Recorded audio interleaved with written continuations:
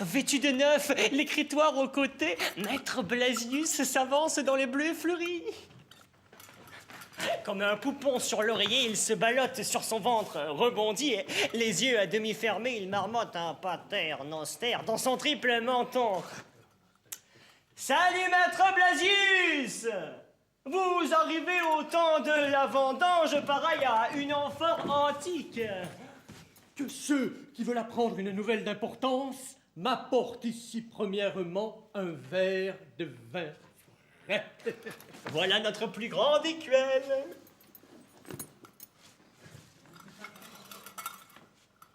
Buvez, Maître Blasius, le vin est bon. Vous parlerez après. Bonum, vinum, leatificat corruidis.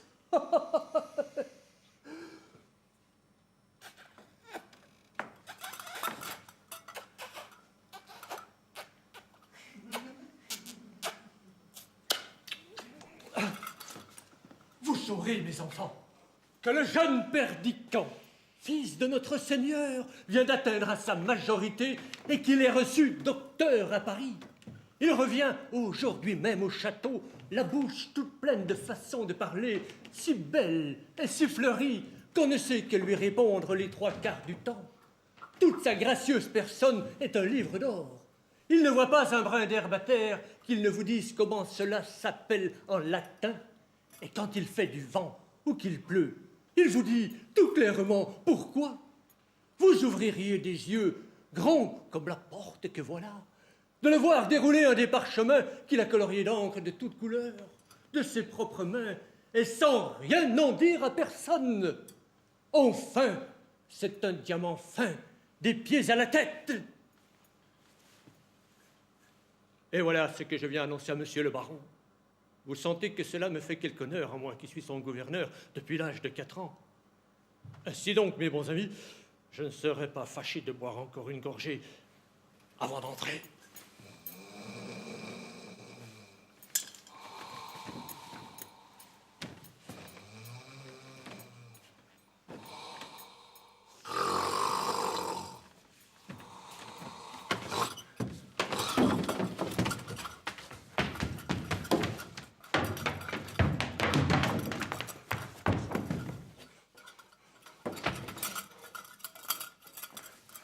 Buvez, Maître Blasius, et reprenez vos esprits. Oh, nous avons vu naître le petit Perdicant et il n'était pas besoin, du moment qu'il arrive, de nous en dire si long. Puissions-nous retrouver l'enfant dans le cœur de l'homme. Ma foi, les couilles vides, je ne croyais pas avoir tout bu. Adieu! J'ai préparé entre-temps sur la route 2 ou 3 phrases sans prétention qui plairont à Monseigneur. Je vais tirer la cloche. Oh. Durement cahoté sur son âne, essoufflé, Dame Pluche gravit la colline. Oh, son écuyer transi gondine à tour de bras le pauvre animal qui hoche la tête, un chardon entre les dents. Ses longues jambes maigres trépignent de colère, tandis que de ses mains osseuses, elle égratigne son chapelet.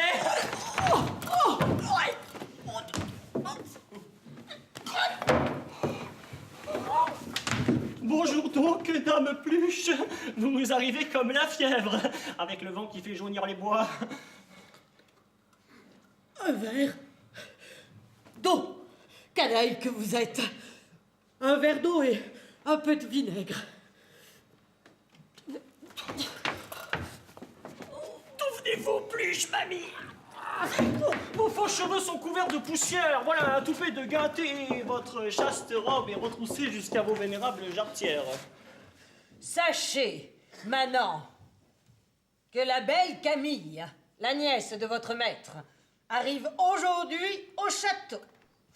Elle a quitté le couvent sur l'ordre express de Monseigneur pour venir, en son temps et lieu, recueillir comme faire se doit le bon bien qu'elle a de sa mère. Son éducation, Dieu merci, est terminée. Et ceux qui la verront auront la joie de respirer une glorieuse fleur de sagesse et de dévotion. Jamais il n'y a rien eu de si pur, de si ange, de si agneau, de si colombe, que cette chère nonna, que le Seigneur Dieu du ciel la conduise. Ainsi soit-il.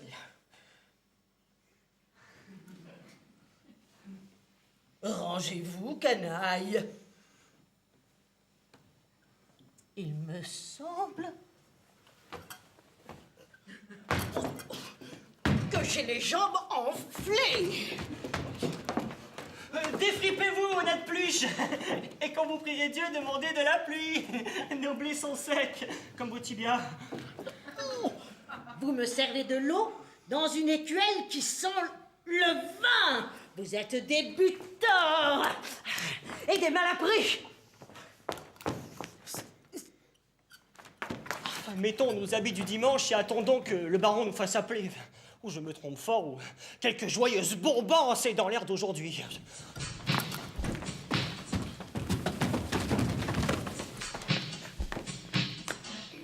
Maître Briden, vous êtes mon ami. Je vous présente Maître Blasus, gouverneur de mon fils. Mon fils a eu hier matin, à 12h08, 21 ans comptés. Il est docteur à 4 boules blanches. Maître Blasus, je vous présente Maître Briden, curé de la paroisse. C'est mon ami. À 4 boules blanches, Seigneur. Littérature, botanique, droit romain, droit canon. Allez à votre chambre, cher Blasus. Mon fils ne va pas tarder à paraître. Faites un peu de toilette et revenez au coup de la cloche. Vous dirai-je ma pensée, monseigneur? Le gouverneur de votre fils sent le vin à pleine bouche. Cela est impossible. J'en suis sûr comme de ma vie. Il m'a parlé de fort près tout à l'heure. Il sentait le vin à faire peur. Brisons-la. Je vous répète que cela est impossible. Ah! Vous voilà, bonne dame Pluche. Ma nièce est sans doute avec vous. Elle me suit, monseigneur. Je l'ai devancée de quelques pas. Maître Briden, vous êtes mon ami. Je vous présente la dame Pluche, gouvernante de ma nièce. Ma nièce est, depuis hier, 7 heures de nuit, parvenue à l'âge de 18 ans. Elle sort du meilleur couvent de France. Dame Pluche, je vous présente Maître Briden, curé de la paroisse. C'est mon ami. Du meilleur couvent de France, Seigneur. Et je puis ajouter la meilleure chrétienne du couvent. Allez, dame Pluche, réparez le désordre où vous voilà. Ma nièce va bientôt venir, j'espère. Soyez prête à l'heure du dîner. Cette vieille demoiselle paraît tout à fait pleine d'onction. Pleine d'onction et de componction, maître Briden, sa vertu est inattaquable. Mais le gouverneur sent le vin, j'en ai la certitude. Maître Briden, il y a des moments où je doute de votre amitié. Prenez-vous à tâche de me contredire. Pas un mot de plus là-dessus. J'ai formé le dessein de marier mon fils avec ma nièce. C'est un couple assorti. Leur éducation me coûte 6 000 écus. 6 000 écus. Il sera nécessaire d'obtenir des dispenses. Je les ai, Briden. Elles sont sur ma table dans mon cabinet. Ah, mon ami, apprenez maintenant que je suis plein de joie. Vous savez que j'ai eu de tout temps la plus profonde horreur pour la solitude.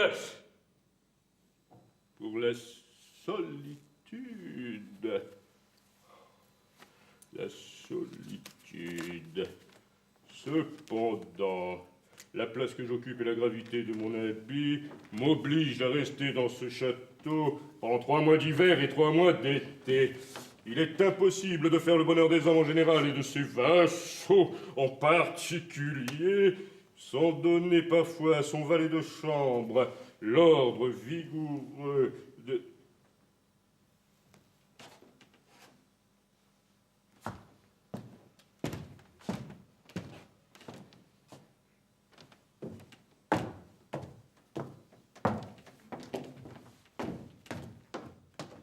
L'ordre rigoureux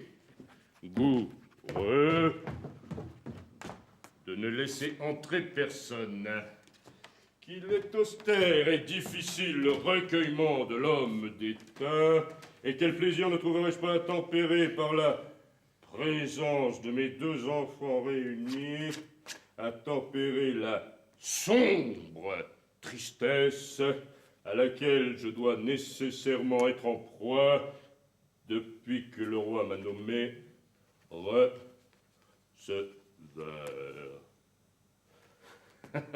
Ce mariage se fera-t-il ici ou à Paris? Voilà où je vous attendais, Briden. J'étais sûr de cette question. Eh bien, mon ami, que diriez-vous si ces mains que voilà... Oui, Briden, vos propres mains... Ne les regardez pas d'une manière aussi piteuse. Étaient destinées à bénir solennellement l'heureuse confirmation de mes rêves les plus chers. Je me tais. La reconnaissance me ferme la bouche. Regardez par cette fenêtre. Ne voyez-vous pas que mes gens se portent en foule à la grille? Mes 2 enfants arrivent en même temps. Voilà la combinaison la plus heureuse. J'ai disposé les choses de manière à tout prévoir. Ma nièce sera introduite par cette porte à droite et mon fils par cette porte à gauche. Qu'en dites-vous? Je me fais une fête de voir comment ils s'aborderont, ce qu'ils se diront. 6000 écus ne sont pas une bagatelle. Il ne faut pas s'y tromper, ces enfants s'aimaient d'ailleurs fort tendrement dès le berceau. Briden, il me vient une idée. Laquelle?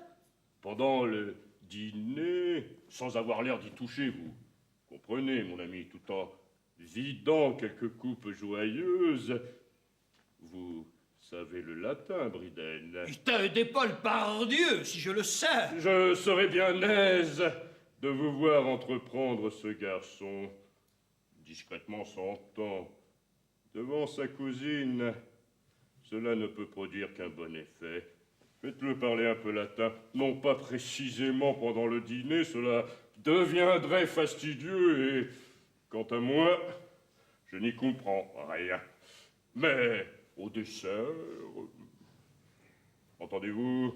Si vous n'y comprenez rien, monseigneur, il est probable que votre nièce est dans le même cas. Raison de plus, ne voulez-vous pas qu'une femme admire ce qu'elle comprend? Mais d'où sortez-vous, Briden? Voilà un raisonnement qui fait pitié.